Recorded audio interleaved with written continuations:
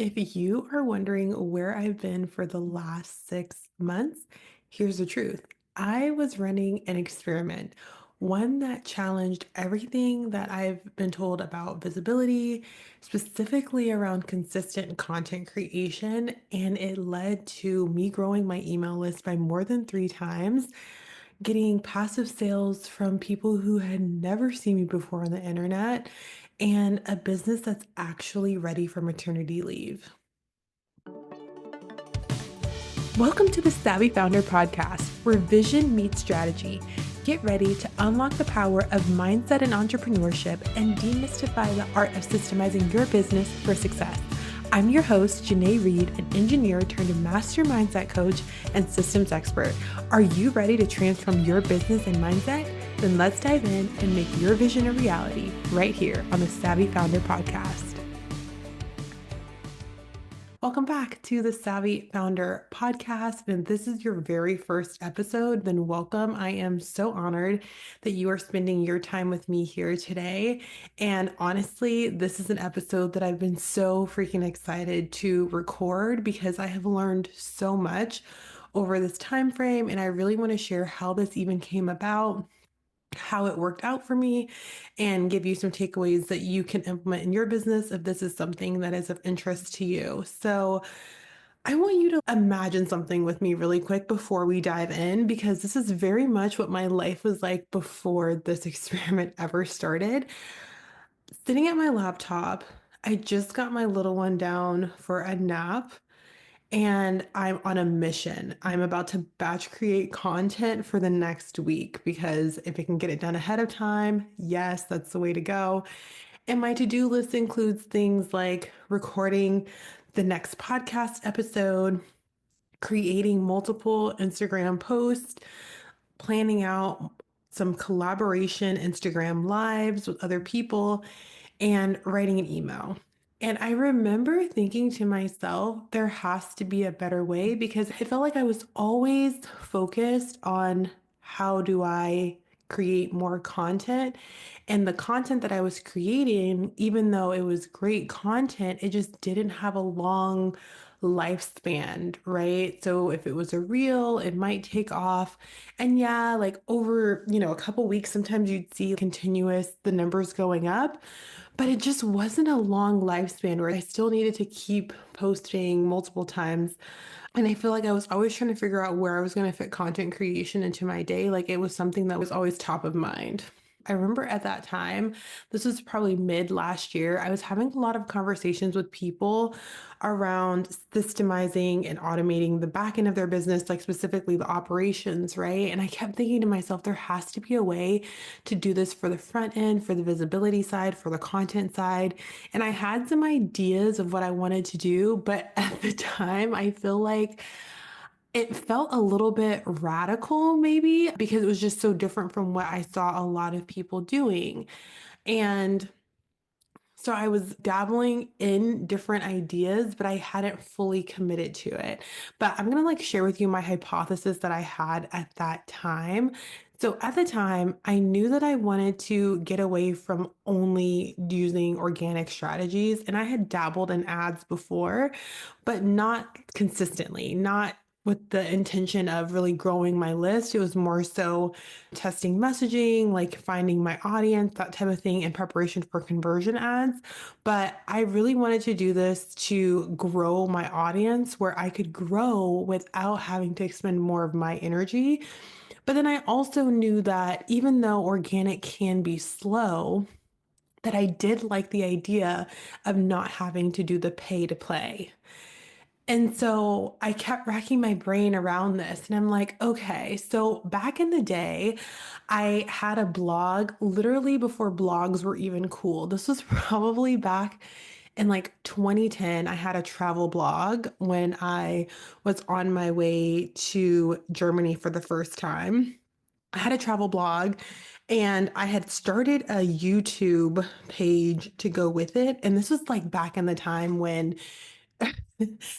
you weren't really sharing this on social media, you would share it on forums. Yeah, anyway, so I was thinking back about that, and I was like, oh, okay, so maybe something like that, maybe something more SEO based where it's not that I'm contingent on the algorithm in order for my content to get pushed out, but also that gives my content a much longer shelf life and it doesn't rely on me having to pay. So, depending on what time of the year you're in, right, you're not having the fluctuations with ads just based on demand and stuff like that. So this was my initial idea, but it felt so different from what I was doing because around this time last year, I was really heavy on Instagram, posting, I would say anywhere from 3 to 5 times every week. I was pretty much in my stories every single day. It was very rare for my bubble to not have a circle around it. And it worked for a while and it got me clients, which is amazing. But then life just kind of got wacky where it was like we're going through sleep regressions and things are happening. And so it just felt like it wasn't super sustainable. Or if I was able to keep up with it, it came at like it was a stress. Like it was definitely not something that came with like, oh yeah, this is just what I do. It's easy. It felt like something I had to try and fit in.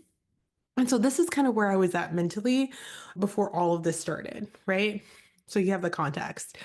Okay. So another issue that I had with continuing to run that way is there's, I mean, like, I think you get the point from just like me sharing that, but there's so much effort that goes into content creation in this way. And if you are currently in this place where you love creating content all the time, you would love nothing more than to post on Instagram all the time, on your stories all the time, and it's working for you, then this episode probably isn't for you. But if you are like, that's not really my style, but I know that I need to have a way for people to see me, for people to get to know me, and that way I can actually help people, then this episode's for you. But yeah, so the whole mission leading into this was being able to get the business to grow and make sure it could grow sustainably.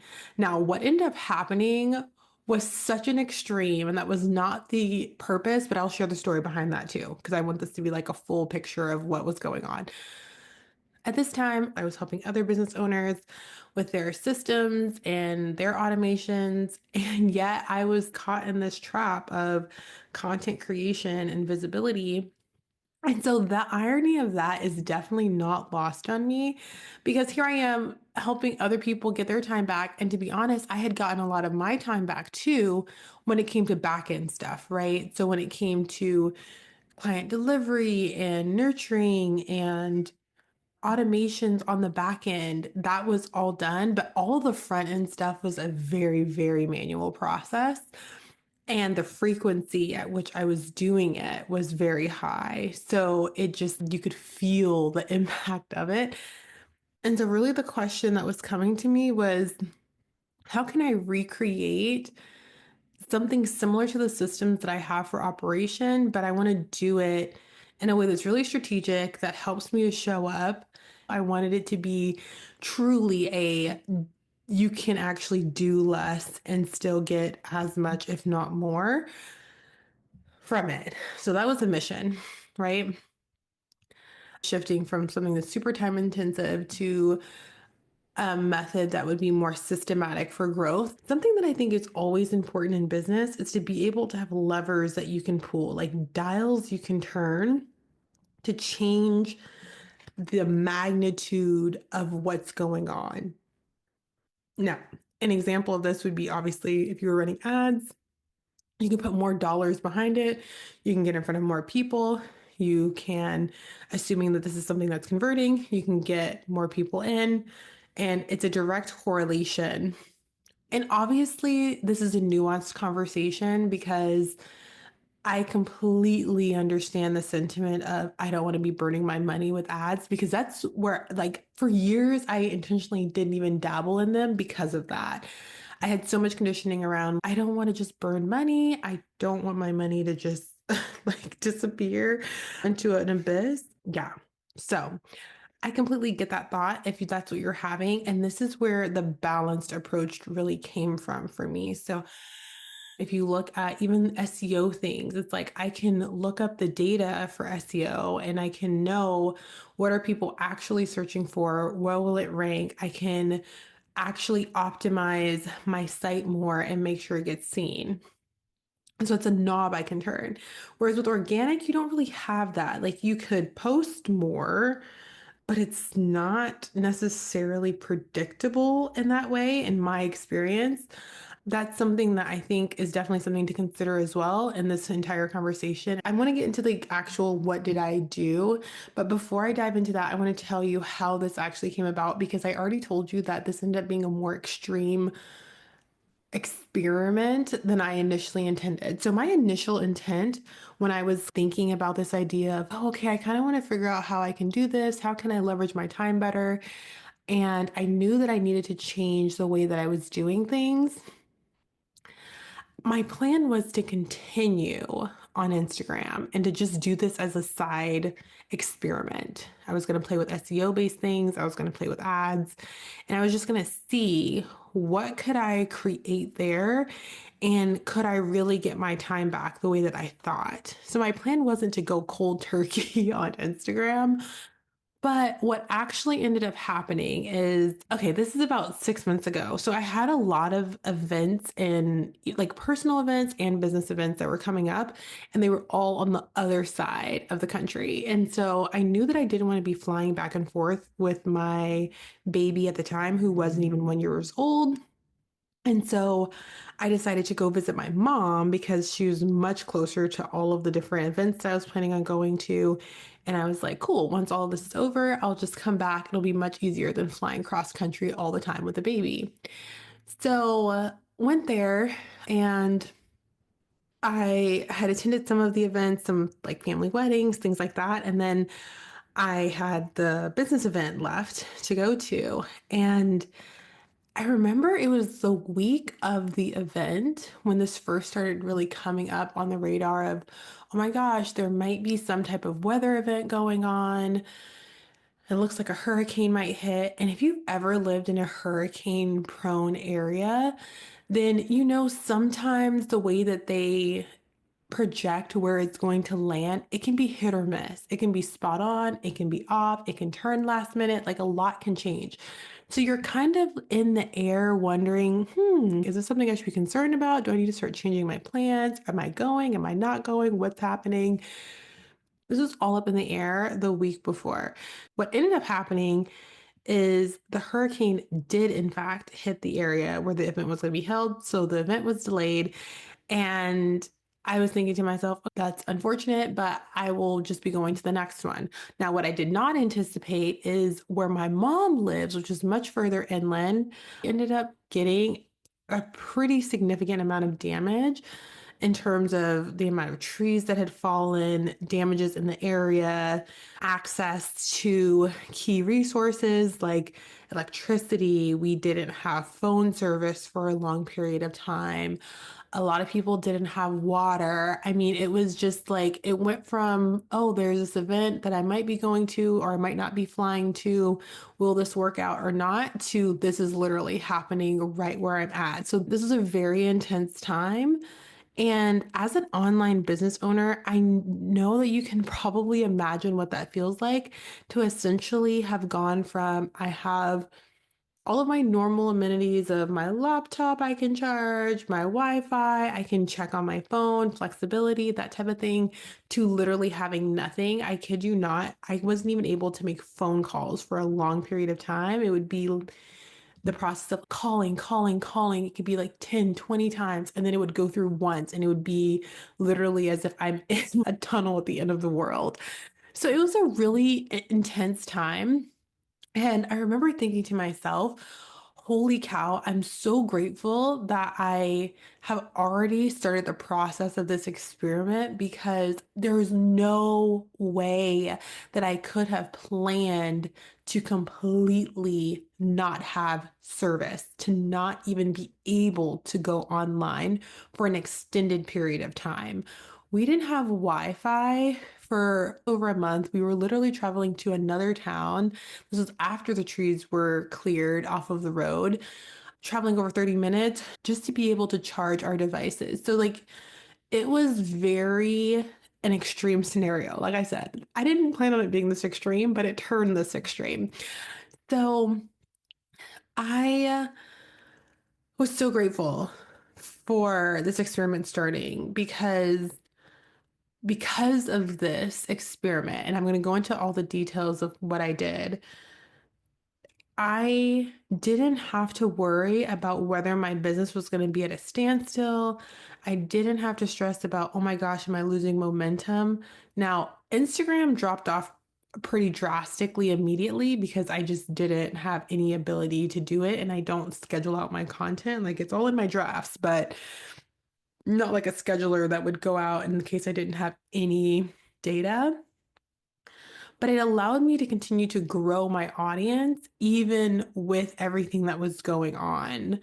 And it allowed me to have my passive offers be something that people could dive into because I wasn't able to be online. And so it's not that I think this is the norm or something that everyone should be prepping for, but I do think that this is a test, I would say, of the limits to what level it can help you in your business.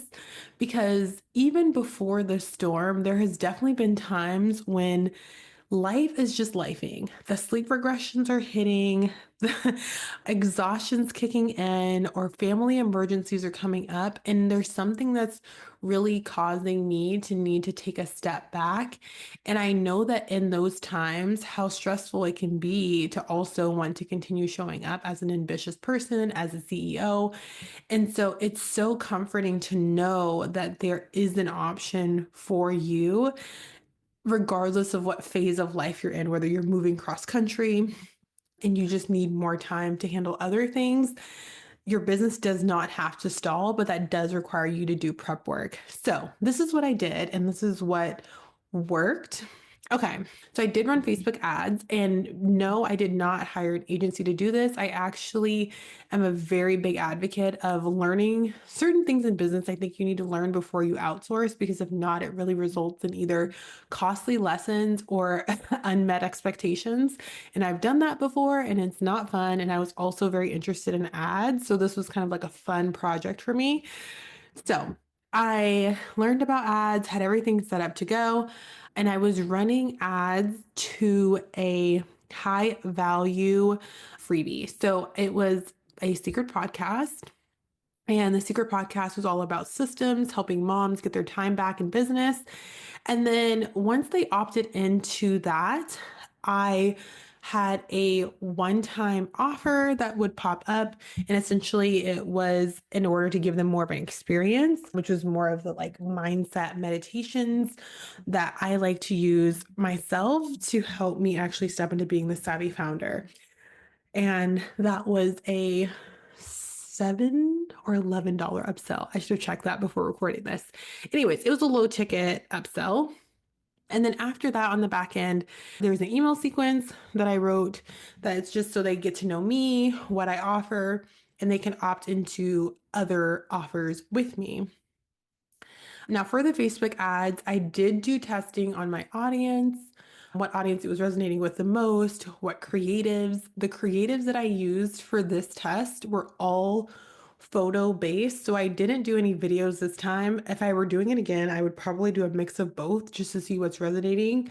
And I'm actually about to revamp these ads. So updates to come on that. But for this one, I only did photo based creatives because it was easier. And I didn't spend a lot of money on these. I think the highest I ever went was maybe like $10 to $15 a day.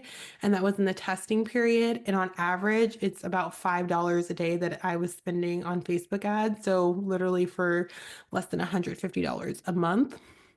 And that was how the Facebook ads were set up. Then I had hired someone to help me set up my Pinterest because I dabbled in Pinterest before and I knew it's definitely easier to like upkeep, I feel like, a Pinterest page, but I did not want to set it up. I had no desire to do that. And so I hired someone to set it up for me and kind of do the like initial SEO research because I just didn't want to spend my time doing that. And what I did is I was posting pins on Pinterest that linked back to different things. So some of the things that I linked to were either blogs, which were either around like smaller offers I did, for example, my collapse time workshop or around my podcast to drive traffic to that, because I don't personally believe in doing Facebook ads to my podcast, which that's a whole other philosophy thing, but Pinterest I'm okay with. So podcast episodes, like low ticket offers, and then a wait list page for an offer to come. Because Pinterest, it takes a while for things to really take off in that space. It can take a couple months. And so I didn't want it to be anything that was urgent or, hey, I'm running a masterclass next week. Do you want to opt in type of thing? It was more something that's long term, evergreen.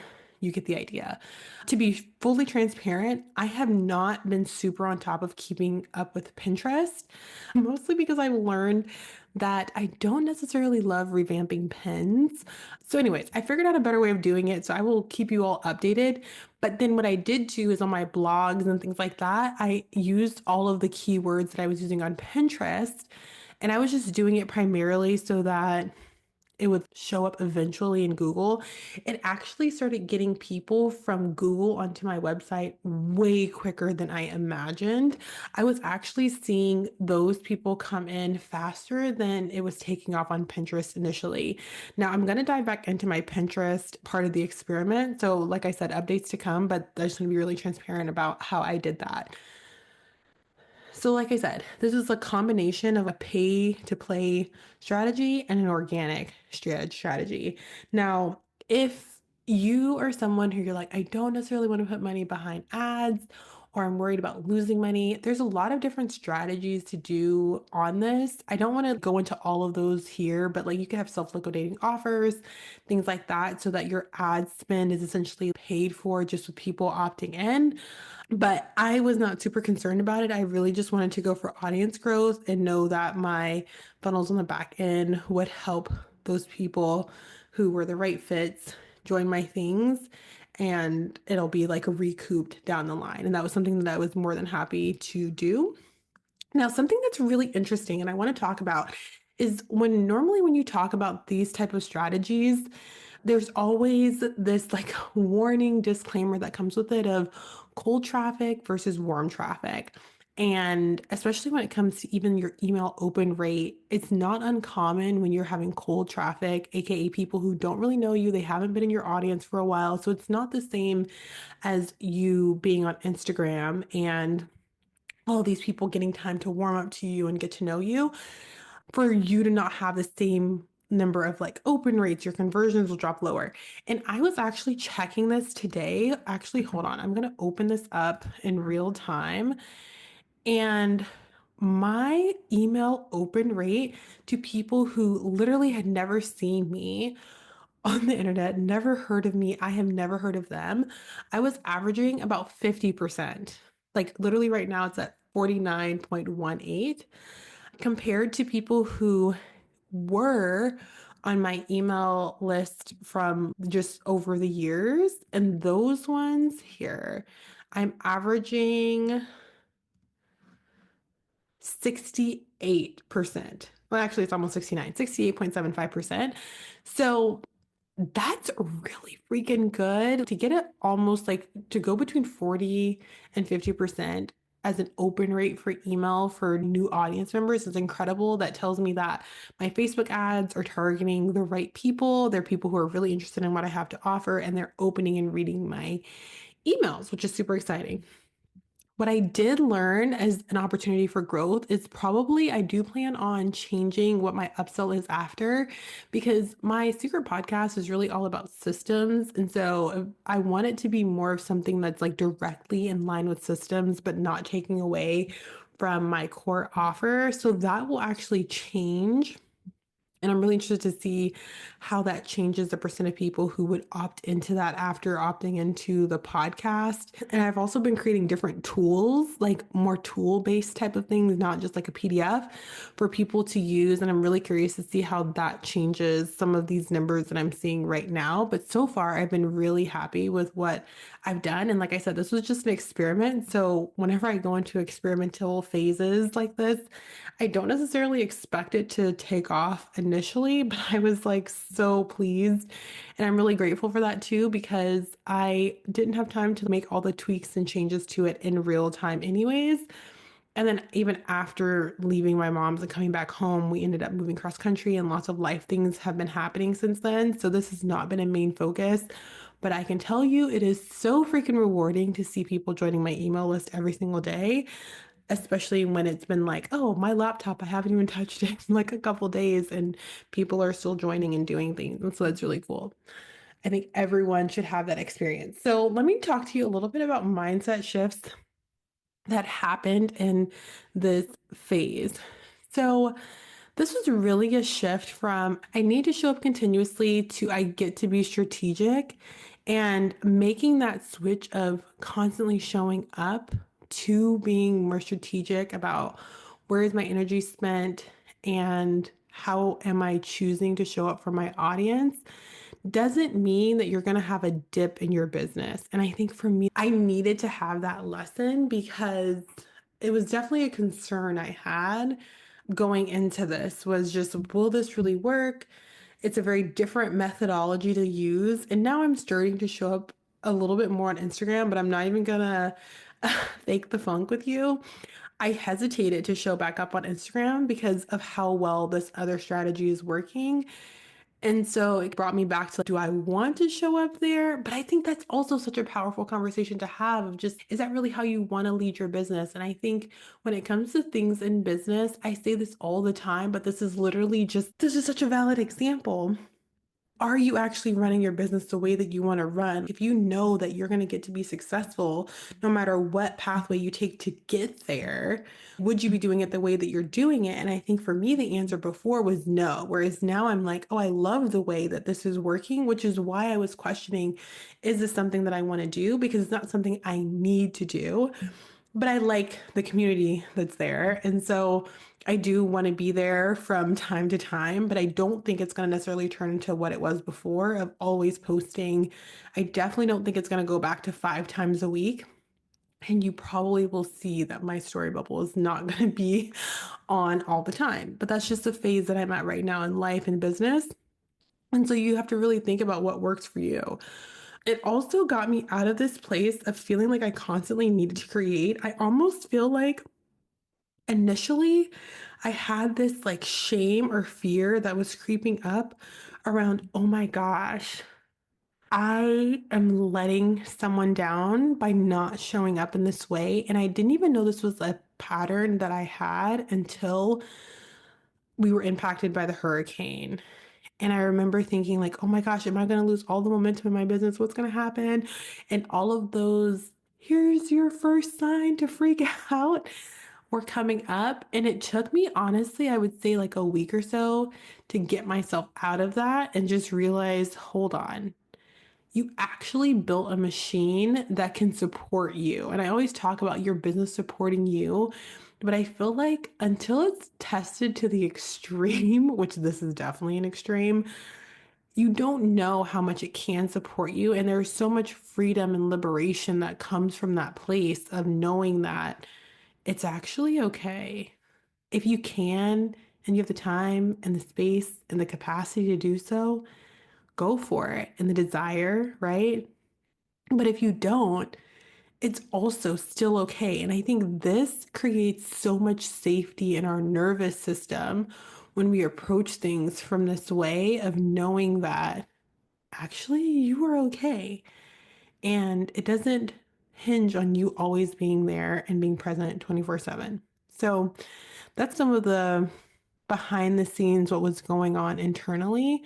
And I'm not gonna sugarcoat that it was definitely a transition. And even now, occasionally I will find myself wondering, am I missing out on something by doing it this way or that way? And honestly, the way that I look at it right now is that all the people that we've seen, whatever mentor, whoever you look up to, they've created a pathway for them to be successful that works for them. And sometimes we see their way and we start to think, oh, that might be the way.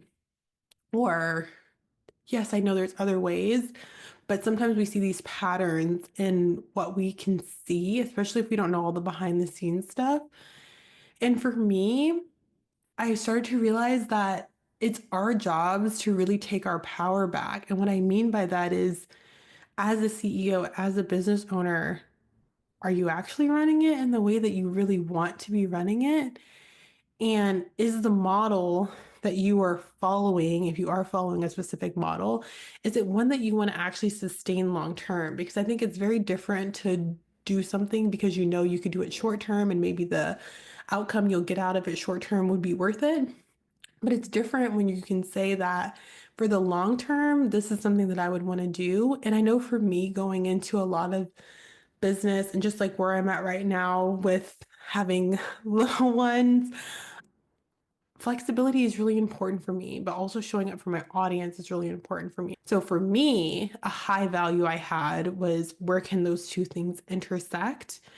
And that was a place where I had to create what would work for me. And it wasn't necessarily something that I saw other people doing, but it's working. And I'm really excited. And I'm really excited to continue to share about this because I think there's probably a lot of people out there, and you might be one of them, where something like this can be the difference between you sometimes feeling like your business isn't something you can sustain in the phase of life that you're in versus it being the thing that gives you the freedom to live your life the way that you want to in alignment with your values. And I think that is so important. And that's one of my greatest missions is just how can we give people back the freedom to choose what they really want to do and to have and live the life the way that they want to without having to decide between, the financial freedom that your business can give you, but also the lifetime freedom of being present and of not missing key moments and things like that. So, okay, an unexpected benefit that I did want to talk about was having more space to think when you're not constantly thinking about what do I need to write, what do I need to create. And I know sometimes for me, I don't know, I wouldn't say that content creation was always what do I need to say, because a lot of it did come from inspiration, but there was a pressure behind it to continuously show up. I feel like now I have so many more ideas. I've created so many tools for my clients lately, and I'm so excited. Like the things that are coming through are just like I'm so amped about them, and I don't think I would have the creative energy to really dive into those if I didn't have the mental space that changing this part of my business model came with. Also, something that it helped with is I feel like I can show up for my clients so much better right now because I have more time to create tools. I have more time to reflect, to think about, okay, how do I share my learnings? How do I teach this in a more effective way? And also, it gave me so much time back. And so it's just like instead of showing up from a place of, oh my gosh, I feel like I'm juggling all of these balls a lot of the time, it is more relaxed. And there gets to be an amount of ease that comes with this. Okay. The last thing I want to do in this episode is break down this framework that I've been playing with around how did I even come up with this hypothesis of knowing that visibility was something that I needed to start to get more strategic around. And it's called the GROWS framework, GROWS. And so G is for grounding your foundation. What does that mean?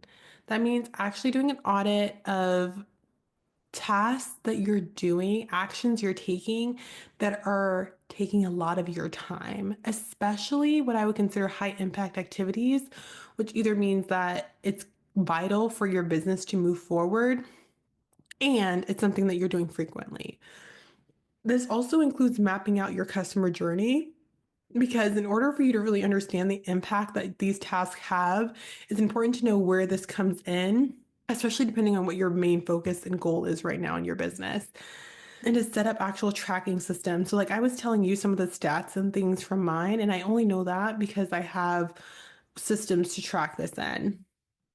And then the R is for reducing touch points. And I want to actually put this in quotation because this is not about reducing the high touch points, if you know what I mean, where like the personalization with you and your clients, but this is about the things that are repetitive.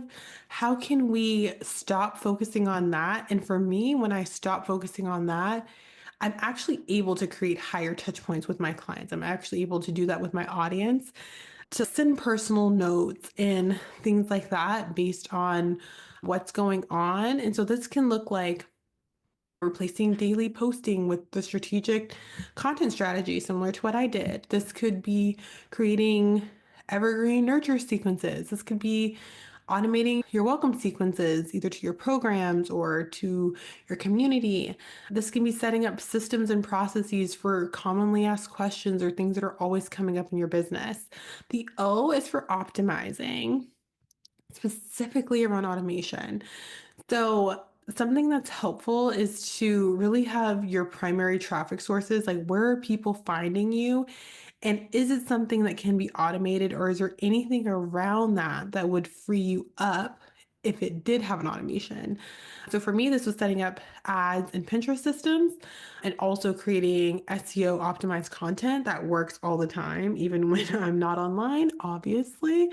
And yeah, so I would optimize for automation, especially in the area that you identify in the grounding your foundation. And then W is for wiring your systems together. What does that mean? I think one of the biggest mistakes that people make is they will sign up for platforms, software to try and fix something, but they don't actually work together. And what ends up happening is you have this really disjointed business.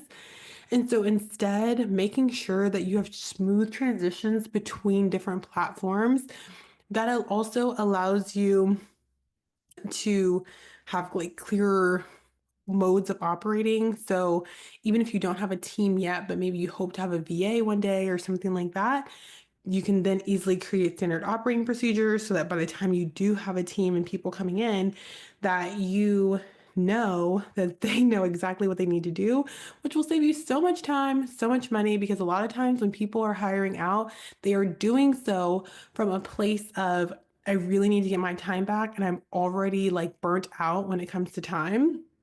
And this is how you get around that. Because trust me, it's an expensive lesson. I did this where I outsourced something a few years ago that I was just at this point where I was like, I just don't have time for this. I just need someone to take this off my plate. And I didn't even have a really clear picture of how I wanted it done. I was just hoping that this would be like a unicorn hire. It did not work out as planned. And so I don't want you to go through that. It can be a really costly lesson and you end up spending more time that you already don't have, which we don't want. The S is for scale with support.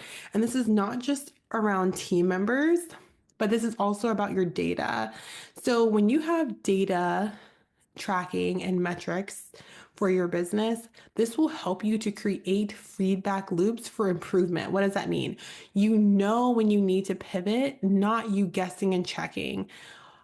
I could literally go on forever around the amount of energy that people put into fixing parts of their business that honestly aren't broken, but they don't know that because they don't have the data. And the data literally tells you what to focus on. Like, for example, right now, I'm looking at the people who are coming in, and I know that I don't need to change anything about my ads targeting based on the numbers. I do need to play with my ad creatives, but I don't need to really worry about, do I need to change my freebie necessarily, because it's converting at a really high level for the audience. But I would like to get more people to initially just click on it, because I know when they click on it, they love it, they join my email list, they're super engaged. But I only know that because I know the numbers. If not, I could look at this and say, oh, I really want to like double or triple my numbers or 10x my numbers. Maybe I need to come up with 10 new lead magnets. That's not true. Do I plan on testing out different things? Absolutely. But that's for a different purpose, not just for having more people. That's more so for the purpose of figuring out what angle is really going to work, which we should probably talk about that sometime too. But I know this is already a longer podcast episode. So I'll not go on a tangent. But then also build in buffer time for life changes. That's what scaling with support means, is allowing your business to support you and the phase that you are in. So my best advice to you is, with everything I just shared, I want you to literally just take one part of this framework and implement it. Do not try and do all of it. I want you to literally look and reflect on what is your biggest energy drain, and I want you to systemize that first, right? So once you do it, once you systemize or automate that thing, don't forget to test and measure. And if you are wondering, okay, I kind of want to start, but I would like a little bit more help with how I end up doing it, then I created a 15-minute system audit. And in just 15 minutes, you'll be able to identify where your time is actually going in your business and also know what area you should automate, because it'll actually give you an automation potential rating, which is so valuable, so that you are not focusing on an area that you don't actually need to focus on first. So if you would like that, then you can get the link to that in the show notes. Super handy. I use it myself. But like I said, do that exercise on that audit and pick the one biggest energy drain and work on systemizing or automating that first. And then obviously track the data. Please, please, please track the data. We can talk about numbers. If you have questions about numbers, send me a DM. I love talking about these things. It will get you so much of your time back in your business. So much of your time back. There's you don't have to guess and check. Your business is literally talking to you, and the language through which it speaks to you is data. Okay. With that being said, thank you again so much for tuning into this podcast episode. If you can't tell, this podcast is definitely evolving. If you were someone who was listening last year, and it's evolving to match what I've learned and what I have integrated, what I've embodied over this time. So I do not at this moment in time have a schedule for when episodes will be coming out, but I do know that what will be shared here will be changing slightly. So it will be a lot more systems implementation guides, a lot more behind the scenes of looking at what's working, diving deep into actionable frameworks. I really want this to be something that you can come to, take away, go implement something, and see a win in your business, because after this experiment, I'm just so lit up by the fact that you can really have your business support you in so many different areas, even areas that maybe you've been doubting it could do it in. Because for me, visibility was one that I really hesitated for a really long time. And I'm over here now looking at it like, what was I thinking? Why didn't I start earlier? But that's okay. So the focus here is definitely more quality over quantity. I just want to make sure you have something concrete to implement. So like I said, go do the system audit, focus on one area, and make sure that you build in space in your life for rest periods, that you have time for life transitions that happen, because sometimes life starts lifing, whether that's like a weather event. I hope it's not a weather event. I don't wish that on anyone, but if it is, at least know that your business got you. That's so valuable, whether it's life. Also know that your business has got you. Thank you so much for tuning in to this episode. I am so honored that you decided to spend your time with me today, and stay savvy. See you next time.